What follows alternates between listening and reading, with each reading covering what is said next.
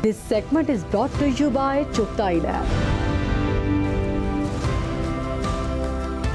Let's talk about your health, our health. कमज़ोरी, थकन, चक्कर आना, सांस का फूल जाना, नॉर्मली हम समझते हैं कि ये थोड़ी देर के लिए आई है और हमें कोई मसला नहीं होगा और ये अलामात नॉर्मली होती हैं। लेकिन अगर बैठकर सोचा जाए या फिर अगर डॉक्टर से कंसल्ट किया जाए तो डॉक्टर इसके बारे में हमें मुख्तलिफ चीज़ें बता सकते हैं और वो ये भी बता सकते हैं कि एक्चुअल में ये एक बहुत सीरियस इशू है और ये पॉसिबल है कि ये एनीमिया भी हो सकता है, खून की कमी हो सकती है और इसकी निशानदही जो है ना उसके लिए भी बड़े मुख्तलिफ तरीके आगे जनाब। अच्छा, एनीमिया बज़ात खुद जो है वो कोई बीमारी इटसेल्फ नहीं है, लेकिन बहुत सारी मेडिकल कॉम्प्लिकेशंस का नतीजा है कि ये प्रॉब्लम आप फेस करते हैं। हो सकता है विटामिन B12 की कमी हो सकता है आपके अंदर आयरन की कमी हो, खुदा न खास्ता अल्लाह ना करे अगर इस तरह की हैबिट्स रही हैं या कोई इस तरह के प्रॉब्लम्स हैं आपके, तो deficiencies can look like what they are. Thalassemia trait हो बिल्कुल, सकता है। और उसके लिए ज़रूरी है कि आपकी तशखीस ठीक से होनी चाहिए और तशखीस ठीक करवाने के लिए आपको पता है कि हम आपको कहाँ लेकर जाते हैं, आप लेकर जाते हैं आपको चुग़ताई लैब। अब इसका इलाज क्या हो सकता है, खून की कमी की रीजंस क्या हो सकती हैं और क्या वाकई में आपको थकन, हर वक्त एग्जॉस्टेड फील होना, इसकी रीज़न क्या एनीमिया ही हो सकता है या फिर बाकी चीज़ें भी हो सकती हैं। हमारे साथ इस वक्त मौजूद हैं चुग़ताई लैब की हेड ऑफ रिसर्च हैं एंड कंसल्टेंट पैथोलॉजिस्ट हैं डॉक्टर हिजाब बतूल साहिबा ने हमें ज्वाइन किया। उनकी तरफ चलते हैं और उनसे इस बारे में बात करते हैं। सबसे पहले तो thank you so much doctor Hijab हमें ज्वाइन करने के लिए। सबसे पहला सवाल बहुत ही बुनियादी वो यही है कि आयरन डेफिशिएंसी यानी कि एनीमिया, थैलेसीमिया ट्रेट या विटामिन B12, इनमें से आपको कौन सा प्रॉब्लम है, इसको डिफरेंशिएट कैसे कर सकते हैं हम? अस्सलाम वालेकुम Muzammil and Ayesha, thank you for inviting me. हम लोगों को जब भी पेशेंट्स आते हैं वो जो सिम्टम्स अभी आप लोगों ने बताए हैं उनसे आते हैं कि जी सांस चढ़ रहा है और खून की कमी के जो सिम्टम्स हैं वो सामने आते हैं, चक्कर आ रहा है, स्किन में एक जर्दी नुमाया हो रही है, तो उसमें डिफरेंट कॉजेज़ हैं। इसमें आयरन डेफिशिएंसी भी आ सकती है, विटामिन B12 डेफिशिएंसी भी है और थैलेसीमिया ट्रेट भी है। जो अक्सर हम लोग देखते हैं कि अगर पेशेंट्स को सिम्टम्स आ रहे हैं तो वो ये कहते हैं कि जी हमने आयरन के सप्लीमेंट शुरू कर दिए हैं, बगैर देखे बगैर जाने के आपको जो अनीमिया है उसकी कॉज क्या क्या है। तो इसके लिए सबसे पहले हम लोगों को तशखीस की तरफ जाना चाहिए, प्रॉपर डायग्नोसिस की तरफ कि कौन सी कॉज का कौन सा प्रॉपर टेस्ट है। ऑलराइट, तो अगर हम लोग कॉजेज और टेस्ट्स के बारे में बात कर रहे हैं तो ये 3-4 तो हम लोगों ने मोटे मोटे नाम बताए जो लोगों को पता हैं और ये obvious names and these tests. How can a person get into the depth of it, कि कौन से ऐसे साइंस हैं कि जो हमें सिम्टम्स हैं जो हमें इग्नोर नहीं करने चाहिए एक रेगुलर इंसान को, और कौन से ऐसे टेस्ट्स हैं कि जो हम लोग करवाएं कि ताकि पता लग सके कि ये क्यों हो रहा है जो भी हो रहा है। अच्छा, सबसे पहले अगर एक पेशेंट आ रहा है, उसको चक्कर आ रहे हैं, उसको सिम्टम्स जाहिर हो रहे हैं कि मुझे कमज़ोरी हो रही है और वो डॉक्टर के पास गया, उसने कहा एक कंप्लीट ब्लड काउंट का टेस्ट करा लें जिसको CBC का टेस्ट है। तो अब उस पर सबसे पहले डिफाइन करना है कि एनीमिया है या नहीं है, खून की कमी है या नहीं है। एनीमिया होता है हीमोग्लोबिन की कमी, ठीक है। अब मर्दों में 13 ग्राम पर डेसीलीटर, 13 का आप नंबर याद रखें, 13 ग्राम पर डेसीलीटर से कम हो तो हम एनीमिया डिफाइन करते हैं। नॉन प्रेग्नेंट फीमेल्स में 12 ग्राम पर डेसीलीटर, प्रेग्नेंट फीमेल्स और बच्चों में 11 ग्राम पर डेसीलीटर से कम अगर है तो हम एनीमिया डिफाइन कर देते हैं। ठीक है, पता चल गया जी एनीमिया है, खून की कमी है, हीमोग्लोबिन की कमी है। कॉजेज़ क्या क्या हो सकते हैं? अब कॉजेज़ जानने के लिए मैं आपको बहुत ही आसान अल्फाज में बताऊंगी कि लैब में हमारे पास हम माइक्रोस्कोप में सेल्स की शक्ल देखते हैं कि सेल्स की शक्ल क्या हो रही है, क्या उसमें आयरन की कमी के असरात सामने आ रहे हैं या विटामिन B12 की कमी जाहिर हो रही है। क्योंकि हमें अगर कंप्लीट ब्लड काउंट की अगर हम रिपोर्ट देखें तो उसमें हमें वाज़ेह नहीं होगा कि वजह क्या है, सिर्फ आपको पता चल जाएगा कि खून की कमी है। अब लैब में, चुग़ताई लैब में हम लोग क्या करते हैं कि स्लाइड बनाते हैं पेशेंट की, जो वो ब्लड सेल्स जो हैं वो सामने आते हैं, उसकी खास शेप होती है, शक्ल होती है, पता चल जाता है अच्छा ये आयरन डेफिशिएंसी की तरफ जा रहा है या विटामिन B12 डेफिशिएंसी की तरफ जा रहा है या खुदा न खास्ता थैलेसीमिया ट्रेट है या हेमोलिसिस हो रहा है, खून के सेल्स टूट रहे हैं, उसकी वजह से एनीमिया हो रहा है। तो डिफरेंट कॉजेज हैं। अब अच्छा ठीक है, डॉक्टर को स्लाइड में देख के पता चल गया कि ये आयरन डेफिशिएंसी एनीमिया है, लेकिन आम लोगों को इस चीज़ का नहीं पता। अगर आपको ये लग रहा है कि आयरन डेफिशिएंसी एनीमिया है, आयरन डेफिशिएंसी एनीमिया के लिए जो टेस्ट है वो है आयरन, TIBC। आयरन और TIBC से बेहतर है फेरेटिन। फेरेटिन बेसिकली आयरन के स्टोर्स को डिपेक्ट करता है कि आपकी बॉडी में आयरन के स्टोर्स कितने हैं। आयरन एक मज़े की बात है कि जो कि आम लोगों को नहीं पता, आयरन का सुबह और शाम का लेवल फ़र्क होता है। इसलिए अक्सर पेशेंट्स हमारे पास आते हैं, वो कहते हैं जी आयरन मैंने जी इस टाइम पे कराया था वो ठीक था, अगले दिन कराया तो ठीक नहीं है। इसका एक ये टिप है कि आपने आयरन और TIBC ठीक है कराएं, लेकिन फेरेटिन जो है ना बड़ा एक जो आयरन स्टोर्स हैं बॉडी के वो बताते हैं कि आपको आयरन डेफिशिएंसी है या नहीं है। ऐसे आप काउंटर से लेके तो आयरन सप्लीमेंट्स खाने की जरूरत नहीं है। फिर विटामिन B12 की deficiency, vitamin B12 iron deficiency में खून के जो खुली है उनका साइज छोटा हो जाता है, हाइपोक्रोमिक जो मुझे समझ आ रही है B12 आपकी बातों से जो बात समझ आ रही है कि जो तीनों चीज़ें हैं, अनीमिया जिसके अंदर थैलेसीमिया ट्रेट भी है, विटामिन B12 की डेफिशिएंसी भी है, इनके सिम्टम्स ऑलमोस्ट एक जैसे हैं, लेकिन जब आप इनके थोड़ी डेप्थ में जाते हैं और टेस्ट करवाते हैं, तशखीस करवाते हैं, तो इसकी रीजंस डिफरेंट निकलती हैं। ये बताइएगा कि एनीमिया होने की रीजंस क्या हैं, क्या हो सकती हैं जिसकी वजह से हमारी बॉडी जो है वो एनेमिक हो जाती है? आप देखते हैं कि एनीमिया अक्सर ख़ास तौर पे हमारे जो प्रेवलेंस है वो ख़वातीन और बच्चों में ज़्यादा है। वो है खुराक में आयरन की कमी है, और ऐसे हम लोग खाना हमारा जो खुराक है उसमें जो न्यूट्रिशियस चीज़ें हैं, न्यूट्रिशन वाली चीज़ें हैं उनकी कमी है। गोश्त कम इस्तेमाल करते हैं, अंडे कम इस्तेमाल करते हैं, हरी सब्जियाँ, और जो ख़वातीन और बच्चों में ये इसलिए कम है क्योंकि वो उनकी न्यूट्रिशन थोड़ी सी कॉम्प्रोमाइज़ होती है मर्दों के मुकाबले में।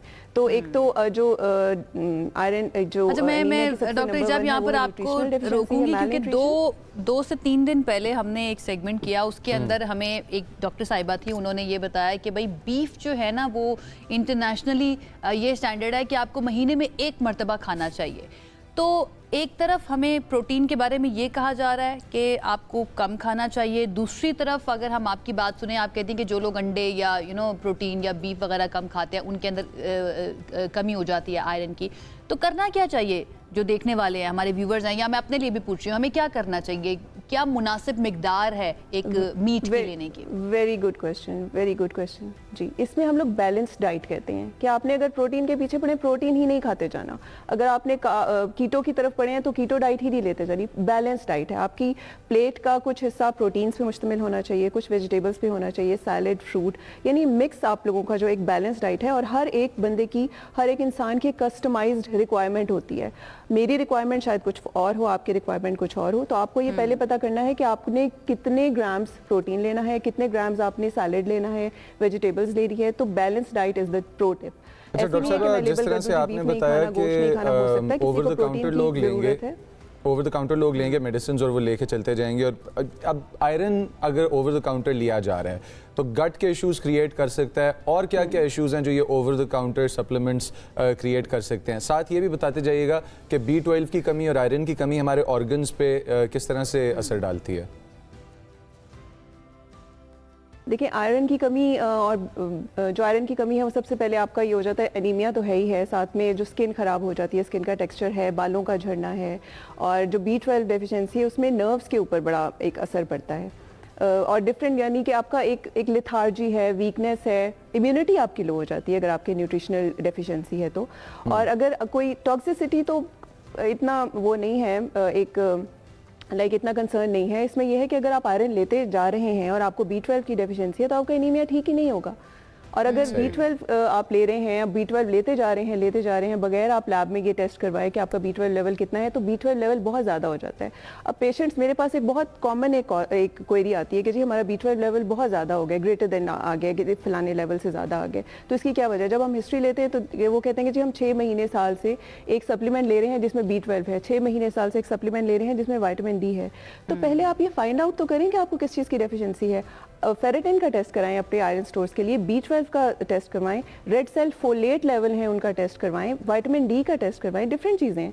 और आप अपनी CBC रेगुलरली करवाएं। CBC में पेरिफेरल स्मेयर होता है जिसमें ब्लड सेल्स की शक्ल नज़र आ जाती है, वो आप करवाएं। मतलब आपको पहले पता होना चाहिए कि आपको किस चीज़ की डेफिशिएंसी है या ज़रूरत है। जैसे अभी डाइट की बात की हमने कि किस टेस्ट करवाने में लगते हैं पैसे, और वो कहते हैं कि हमने, डॉक्टर ने भी तो यही लिख के देने हैं ना, यही वाले सप्लीमेंट्स, तो हम खुद ही खाना शुरू कर देते हैं। आपको पता है कि अब तो चैट GPT भी आ गया, उससे भी काफी कुछ मजे की बात बताती हूँ जी, प्लीज बताइए। एक मजे की बात यह है कि अगर हम कोई टेस्ट अगर हम अपने रिलेटिव्स को कराएं और वो सही आ जाए तो आपने मेरे पैसे ज़ाय करा दिए, किया आपने। ये तो बहुत ही कॉमन की बात यह है कि अगर आप बगैर देखे सप्लीमेंट्स, आपको पता है कितने महंगे सप्लीमेंट्स आते हैं, वो आपको पैसे ठीक लग रहे हैं, लेकिन आप एक बेसिक लैब टेस्ट आप करवा रहे हैं, वो पैसे आपको ज़ाया। लेकिन let me tell you one more thing, अगर घर में कोई वैसी सप्लीमेंट पड़ा हो ना, तो खाना शुरू कर देते हैं कि ज़ाया हो जाएगा ना, इससे बेहतर है कि हम खा ही लेते हैं, ये बड़ा इंपॉर्टेंट है। एक्सपायर होने वाले तो खाना शुरू कर दो। खाना शुरू कर दे। इन द एंड ये बता दीजिएगा anything you want to add, जो जितने भी देखने वाले हैं, और एक balance diet according to doctor Hijab क्या होती है? अच्छा, सबसे पहले जो मैं मैसेज देना चाहती हूँ वो है कि चुगताई लैब में हमने कुछ प्रोफाइल्स की हैं, जिसमें आयरन डेफिशिएंसी प्रोफाइल है, उसमें फेरेटिन है, आयरन है, TIBC है, कंप्लीट ब्लड काउंट है, फिर विटामिन B12 का टेस्ट है, B12 और folate, red cell folate level है। उसके अलावा आप हर 6 महीने बाद या साल बाद अपना कंप्लीट ब्लड काउंट लाजमी करवाएं। प्लस ऐसी चीज़ तो नहीं हो रही जिससे आपका ब्लड लॉस हो रहा है, आपको पता ही नहीं चला। फीकल ऑकल्ट ब्लड भी करवाते हैं कि ऐसी कोई मेजर कॉज तो नहीं है जिससे बिल्कुल कोई डेफिशिएंसी भी नहीं है, लेकिन ब्लड सेल्स जो हीमोग्लोबिन है उसमें कमी आ रही है। इसका मतलब है इंटरनल कहीं से ब्लीडिंग हो रही है, कोई ऐसी चीज़ है, ऐसी कॉज है जो कि हमें पता नहीं चल रही। तो कंप्लीट एक बॉडी का बेसिक हेल्थ प्रोफाइल वो भी लाजमी आप लोगों को करवाना चाहिए। अल्ट्रासाउंड बेसिक ये मैसेज ये है कि आपने एक खास मौके के ऊपर अपनी पूरी बॉडी की स्क्रीनिंग और टेस्टिंग लाजमी करवानी है, देखने के लिए कि आप कहाँ पे खड़े हैं। दूसरा, जो मेरे मुताबिक एक प्लेट में आपके एक जो मील में एक जो क्वांटिटी होनी चाहिए, वो आपने अपनी प्लेट्स डिवाइड करनी, प्लेट के हिस्से डिवाइड करने हैं। एक हिस्सा आपने प्रोटीन को देना है, एक हिस्सा आपने वेजिटेबल्स को देना है, एक हिस्सा कार्बोहाइड्रेट्स को देना है, और एक हिस्सा आपने फाइबर को देना है। अब हर बंदे के लिए, हर इंडिविजुअल के लिए ये रिक्वायरमेंट डिफरेंट होती है। हो सकता है कि कोई बहुत ओबीज इंसान है, उसकी ये रिक्वायरमेंट, उसका फाइबर कंटेंट ज़्यादा हो जाएगा। कोई बहुत ही न्यूट्रिशनली एक न्यूट्रिशन उसको डेफिशिएंसी है, तो उसको उसका प्रोटीन का कंटेंट ज़्यादा हो जाएगा।